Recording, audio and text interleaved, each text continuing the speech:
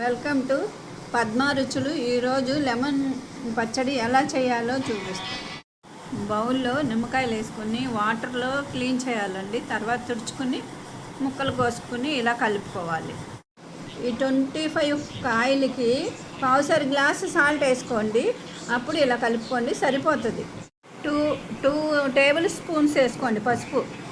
ముక్కలకి బాగా సాల్ట్ పట్టనివ్వాలండి. బాగా రసము అంతా కొంచెం ఇలా కలపాలి, బాగా కలిపి గుచ్చెత్తాలి. తర్వాతే మనం డబ్బాలోకి తీసుకోవాలి.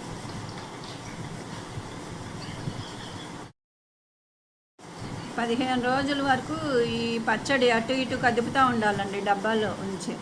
కొంచెం 2 డేస్కి కలపలేని వాళ్ళు ఉంటారు అనుకోండి, కుదరదు అనుకున్న వాళ్ళు ఫ్రిడ్జ్లో పెట్టుకుని వారానికి ఒకసారి కలుపుకోండి. 2 సార్లు కలుపుకుంటే ఇలానే తయారవుద్ది.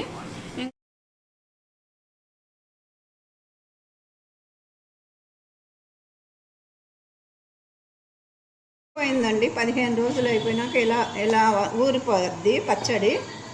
దాంట్లోకి మళ్ళీ మనం కారము, మెంతిపొడి, వెల్లుల్లి, నిమ్మరసం వేసుకోవాలి.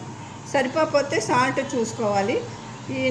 ఇది మెంతులు నేను మిక్సీ వేసుకొని ఇది కూడా కొంచెం ఒక మిక్సీ వేసి కలిపి చూపిస్తానండి. లైక్ చేయండి, షేర్ చేయండి, సబ్స్క్రైబ్ చేయండి.